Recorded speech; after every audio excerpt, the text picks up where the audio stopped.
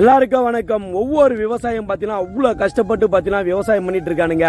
ஒரு நைட்டில் போயிட்டு பாம்பு பூச்சிகளை கட்சி நிறைய விவசாயி சாவுறானுங்க. இந்த விவசாயம் பண்ணுறதுக்காக கடனை வாங்கிட்டு அந்த கடனை கட்ட முடியாமல் நிறைய விவசாயி சாவுறானுங்க. இதுக்கு எந்த ஒரு நஷ்டம் எந்த ஒரு பார்த்தீங்கன்னா மானியமும் இந்த கவர்மெண்ட் கொடுக்காது.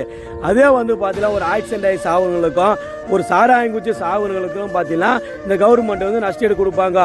எந்த ஒரு எதிர்பார்ப்பு இல்லாமல் விவசாயம் பண்ணி அந்த விவசாயத்தில் நஷ்டமாயிட்டு அதனால செத்து போகிறவங்களுக்கும் இல்லை பாம்பு பூச்சிகள் சேர்த்து செத்து போகிற ஒரு விவசாயிகம் பார்த்தீங்கன்னா எந்த நஷ்டம் எந்த ஒரு பார்த்தீங்கன்னா கவர்மெண்ட் நிதி உதவியும் கிடையாது.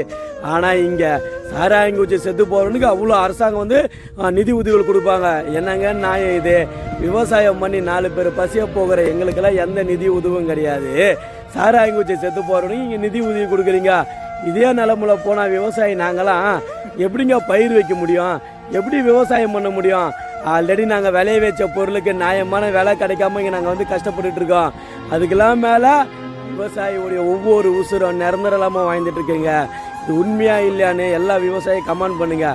எல்லாருமே தெரிஞ்சுக்கிட்டோம்.